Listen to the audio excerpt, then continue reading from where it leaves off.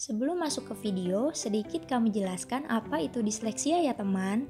Jadi, disleksia itu suatu gangguan proses belajar di mana seorang mengalami kesulitan membaca, menulis atau mengeja. Penderita disleksia akan mengalami kesulitan dalam merangkai huruf menjadi sebuah kata dan kalimat teman. Disleksia memang belum ditemukan penyembuhnya, tapi penderita disleksia masih mampu belajar dan berprestasi di sekolah loh teman. Karena disleksia sendiri tidak mempengaruhi tingkat kecerdasan si penderitanya. Iya. Ini apa? Ke Iya. C, C A P A. M.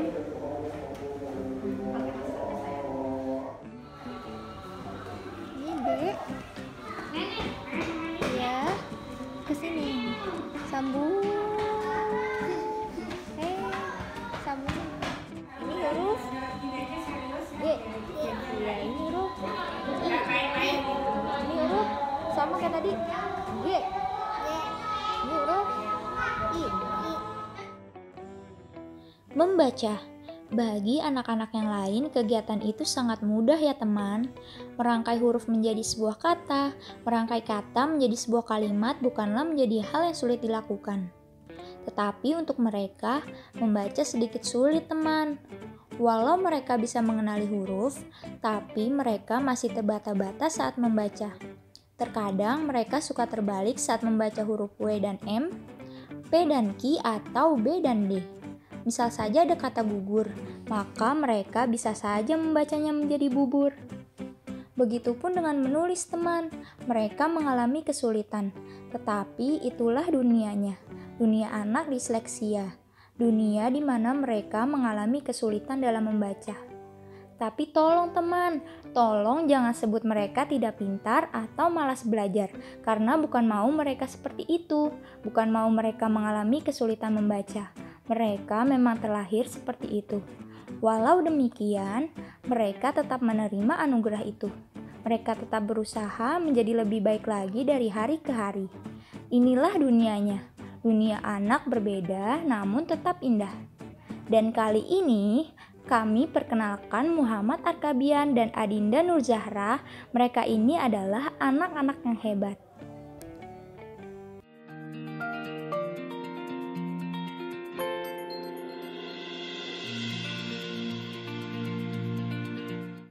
Assalamualaikum adik. Halo. Jawabnya? Waalaikum. Adik namanya siapa? Akabian Arkabian. Arkabian kelas berapa sih? Kelas 1 SD ya. Umurnya berapa tahun? 7 tahun. Arkabian punya hobi apa? Suka hobi apa? Apa? bola Main bola. Seru ya sama teman-teman ya? Pelajaran yang di sekolahnya Arkabian sukanya apa sih? Kak, ada penjaskes, olahraga. Sukanya apa?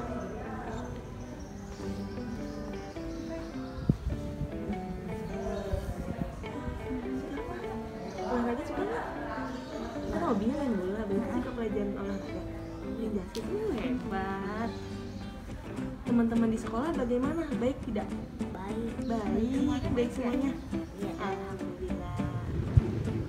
Arkabian di rumah susah buat belajarnya, siapa yang bantu Arkabian sih? Mama yang bantu, ya ngerjain PR gitu, semuanya mama. Yang ngajarin juga mama ya? Bilang makasih nanti sama mama ya. Oke.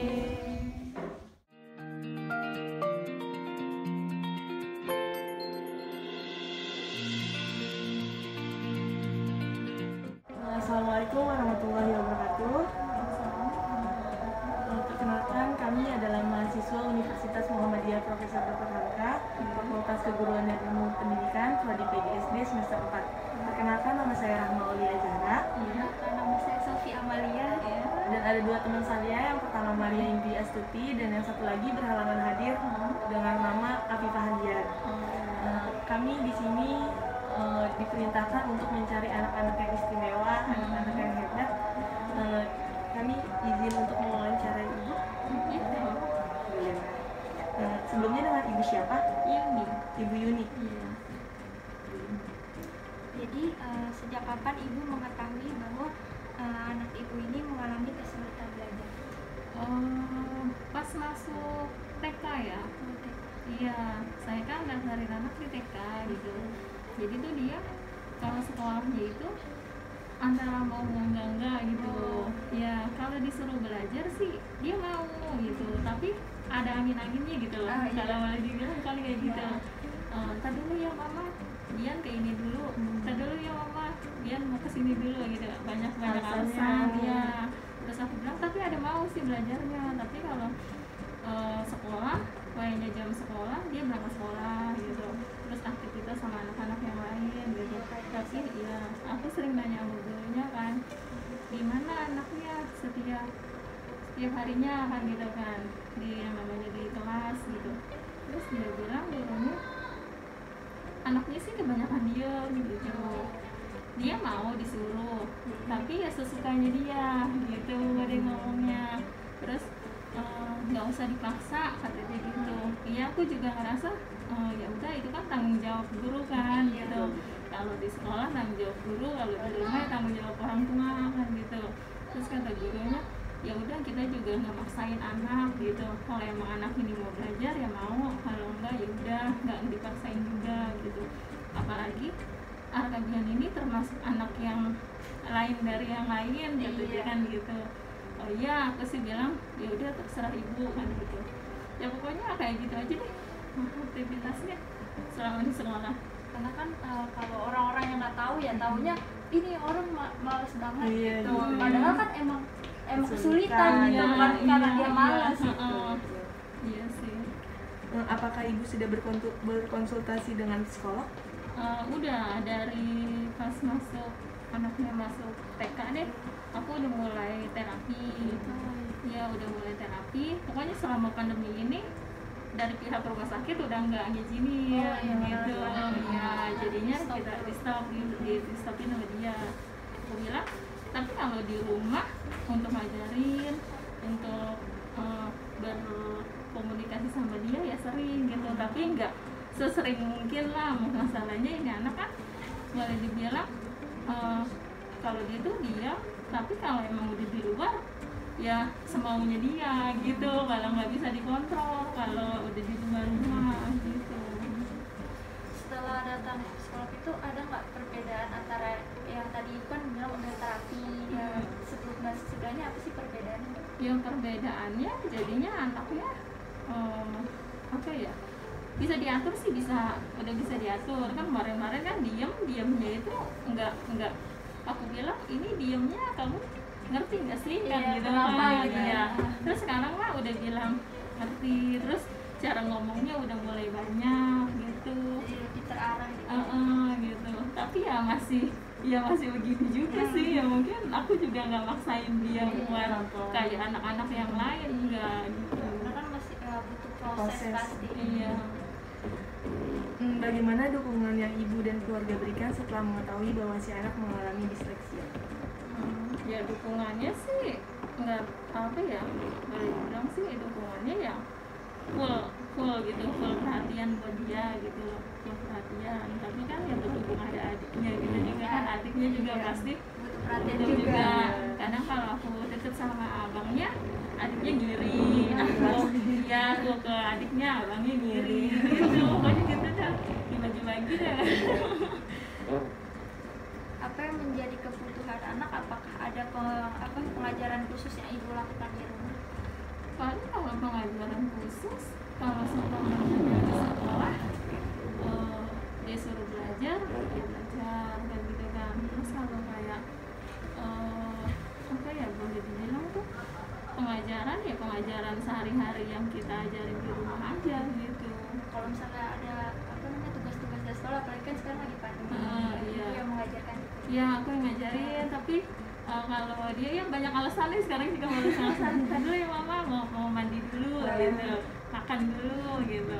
Ntar kalau udah selesai, ayo abang mulai 6:30 mulai standby. Dia tuh udah 6:30, pasti tuh jam 8:30 baru mulai gitu. Terus selesai jam 12, cuma kayak gitu deh. Tapi nggak terlalu lama juga. Kadang ya tergantung moodnya dia sih. Kadang kalau dia maunya cepet, kalau dia maunya nyantai ya kayak gitu lama gitu. Tapi gurunya pasti mentoleransikan kalau Iya kayak gitu sih, nggak dipaksain juga sih gurunya.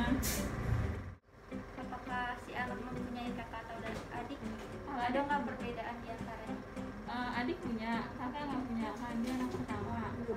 Iya, perbedaannya ya dia ini ya mungkin karena anak ini termasuk anak yang menurut aku yang spesial gitu lah gitu. Kalau adiknya ya biasaan kayak anak-anak umum ya kayak gitu sih. Sebagai orang tua seperti apa harapan terhadap putra ibu ke depannya? Ya harapannya sih semoga anak ini jadi apa ya, bisa ngebanggain bisa ngebanggain orang tua seluruhnya istilahnya semampunya dia. Aku juga nggak maksain gitu. Nah udah itu aja harapan aku supaya dia jadi orang yang baik, pinter ya.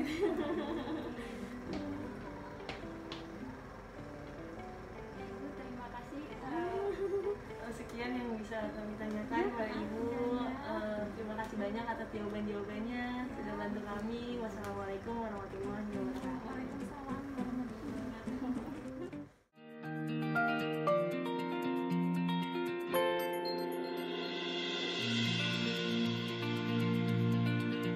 Assalamualaikum adik cantik, halo. Adik namanya siapa?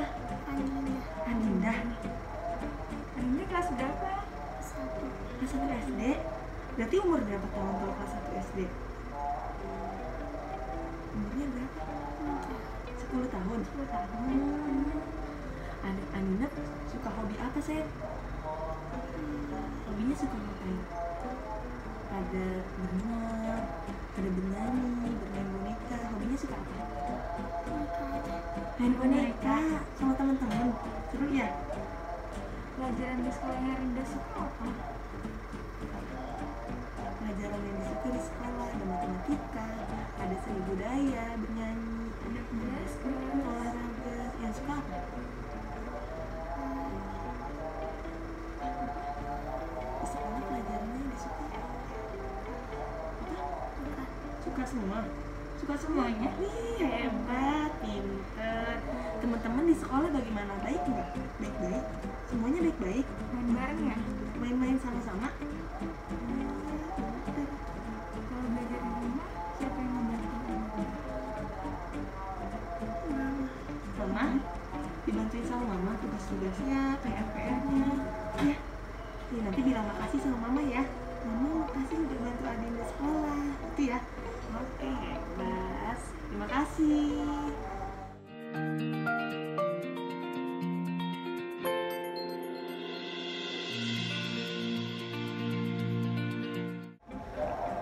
Assalamualaikum warahmatullahi wabarakatuh. Sebelumnya izinkan kami untuk memperkenalkan diri terlebih dahulu. Kami adalah mahasiswa Universitas Muhammadiyah Profesor Dr. Haritra, Fakultas Keguruan dan Ilmu Pendidikan, Prodi PGSD semester 4. Perkenalkan, nama saya Rahma Aulia Zahra. Nama saya Sofia Maria. Dan ada dua teman kami. Yang pertama ada Maria India Stuti dan satu orang yang berhalangan hadir bernama Afifah Hadiar. Sebelumnya izinkan kami untuk mewawancarai Bapak. Boleh? Alhamdulillah. Sebelumnya dengan Bapak siapa? Setiawan. Bapak Setiawan. Sejak kapan Bapak mengetahui anak Bapak itu mengalami kesulitan belajar?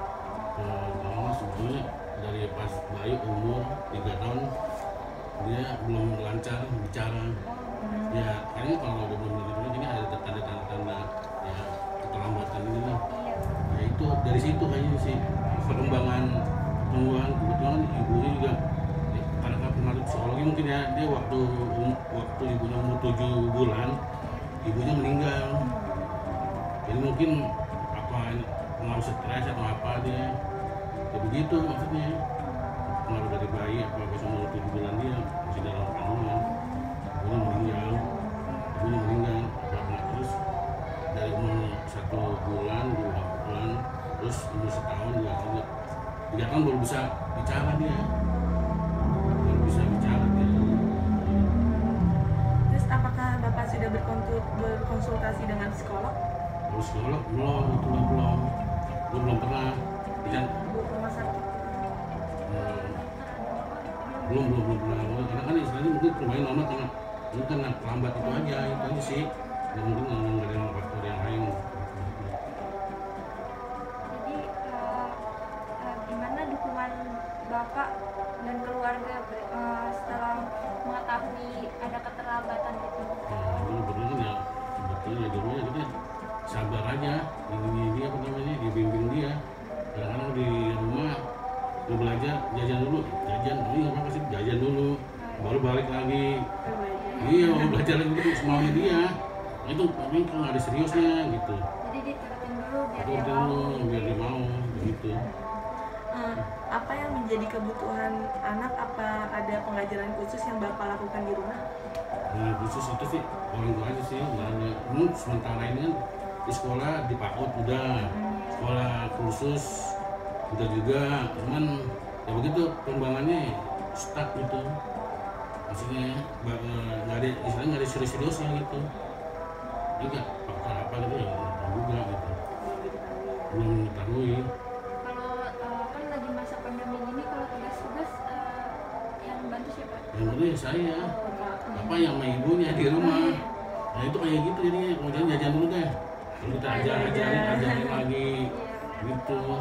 Ini kalau di rumah, kalau giliran pengajian dia paling ini seneng, kalau ngaji dia bisa, kalau ngaji udah bisa, kita huruf ini alif ba bisa dia, alif bata bisa diikro dia udah hitung 3,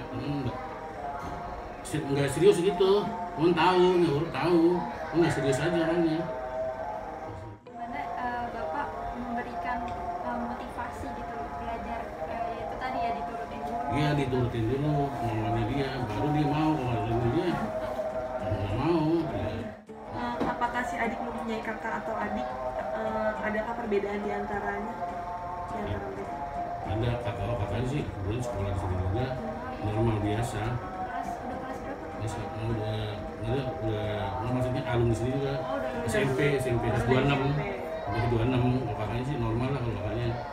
Nah adiknya nomor 2 ya normal juga, yang ketiga baru lahir lagi nih, nomor 4 masih punya adik lagi dia, baru 3 bulan, laki, tapi tiga perempuan.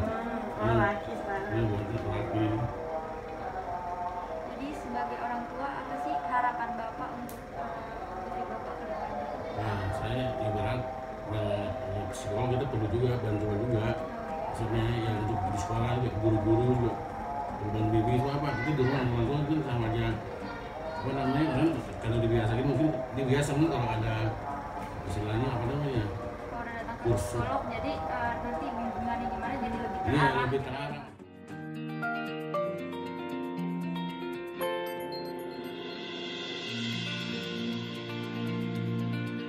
Ibu, sebenarnya apa masalah yang dihadapi anak disleksia pada saat proses pembelajaran, apalagi pada masa daring seperti ini kan Ibu? Pasti banyak banget masalah halangan-halangan yang dihadapi. Iya banyak sih. Sebetulnya ya pengen, masalahnya kan anak yang masalah kayak apa namanya disleksia itu emang anak itu susah banget loh mengenal huruf, mengenal angka. Kayaknya itu di huruf itu antara satu dengan yang lain itu membedakan pun agak susah kayaknya. Terutama misalnya ada B gitu juga. Itu susah bolak-balik. Memang saya juga ngalami sih, pernah ngalami. Kalau ini kan nggak secara langsung ya dari ya, susah juga, lebih susah lagi. Jadi ngajarinya, misalnya ngajarin angka 2 aja. Angka 2 aja itu anak kayak gini, kayak bebek pernah gitu, baru nyambung gitu. Itu Kadang P jadi Ki ya gitu. P jadi Ki, ya kan bedakan huruf itu susah kebalik-balik gitu. Dia memang susah memahami ini. Jadi memang rintangan, bener-bener rintangan gini. Tapi kayak akabian tadi bisa sih itu, kan udah bisa. Ibunya kan rajin banget sih. Iya, rajin banget. Tadi juga diajak ngomong lancar sih Bu. Si akabian. Iya, akabian. Ya kalau Dinda itu Pemalu ya, lebih enggak karena susah bolak-balik. Jadi orang tuanya itu ngajarinya baca aja. Coba kenalin huruf, gak mau Bu katanya gitu kan di video itu. Kenalkan huruf, gak mau. Jadi ngikutin juga suaranya kurang jelas dia itu. Terus huruf ngitung angka 1 sampai 10 itu enggak lancar. Kan kalau akabian itu udah sih cuma kalau mikir misalnya itu agak lama baru ini itu akabian. Ya, itulah kendalanya memang. karena masuk pandemi juga ya. Iya, pandemi juga ini ya. Kendalanya itu terus karena nggak langsung juga ya. Anak gitu kan harus istilahnya harus diimbangi ya, harus ngimbangi dia kemauannya apa sih ini anak gitu kan.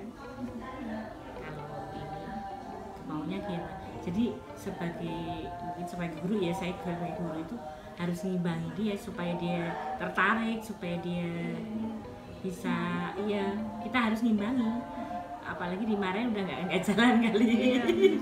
Iya harus ngimbangi kemauan dia, harus jadi dimotivasi bagaimana dia mau memperhatikan huruf aja. Itu kan susah banget untuk memperhatikan hurufnya. Memperhatikan dia belajar serius aja susah gitu. Apa anak disleksia mau menjalankan tugas-tugas sekolah? Kalau masa pandemi ini kan ini namanya orang tuanya ya. Ya terutama memang bantuan orang tua. Iya selesai sih. Selesai semua kayak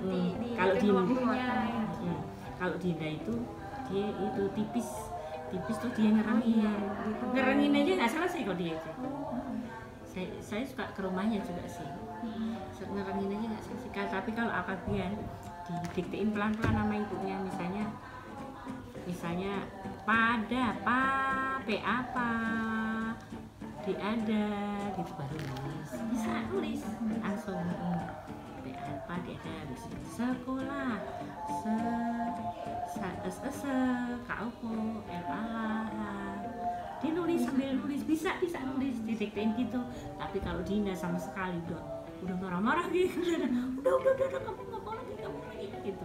Sering kan video baca itu sering saya memang hampir ya seminggu itu 3 kali lah, 2 kali paling itu baca video itu call gitu ya. Video call baca itu. Soalnya kan kalau terbentur ada pelajaran lain saya nggak, tapi ada seminggu itu mesti ada membaca 2 kali 3 kali. Apakah anak disleksia mempunyai kepercayaan diri yang rendah? Jadi kan biasanya anak disleksia itu kan suka minder ya Bu. Iya, minder. Iya. Dan bagaimana cara ibu sebagai guru dalam membangun kepercayaan diri ya anak tersebut? Ya dengan cara terutama ya disemangati, bagaimana dia biar semangat, biar mau konsentrasi, ya disemangati lah, terutama itu disemangatin. Terus biar ini, soalnya anak-anak gitu kan malu, kebanyakan malu sih, malu apa, kebanyakan memang malu sih, nggak mau ini. Apalagi kan karena dia susah, jadi orang-orang melihatnya dia malas, sebenarnya emang kesulitan gitu ya Bu. Iya iya kalau misalnya kita marah-marah gitu udah nggak jalan lagi. Jadi ya secara halus, sayang dia bagaimana lah, dirayu-rayu, disemangatin gitu. Jangan sampai dia marah, kalau marah kecewa mungkin nggak jalan kan. Gitu. Bagaimana proses bimbingan yang ibu berikan kepada anak-anak disleksia pada saat belajar? Ya caranya terutama mungkin kita pakai alat peraga ya, bisa pakai yang menarik-menarik, yang kira-kira ini dia suka, huruf-huruf yang ada gambarnya, atau emang harus ini sih, tapi lama sih emang hasilnya itu. Misalnya apel, kan ingat apel, terus ayam yang pakai A ya, yang pakai B bebek gitu ya. Mungkin ada juga pakai harus menarik pakai gitu, tapi emang lama untuk prosesnya ke belajarnya itu ya lama ya emang ini.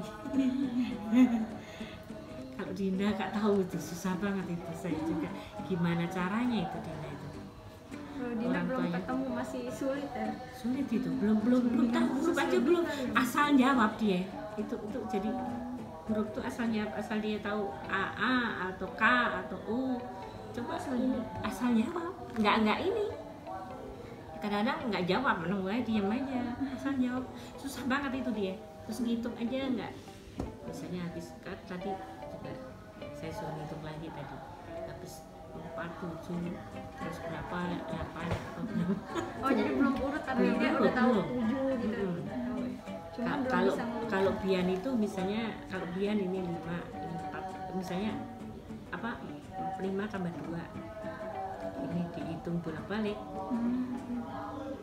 2, 3, 4, 5, 6 coba dulu 5 bisa sih cuma lama dia lama bisa tapi bisa dia terus angka 11 gitu 11 habis 10 11 gimana oh iya 1 gitu. Yang terakhir apa sih harapan ibu untuk murid ibu yang Ya kayak gini kan. ke depan? Ya harapannya bisa baca nulis terutama kan ya kelas 1 ya, baca nulis menghitung bisa. Calistung lah.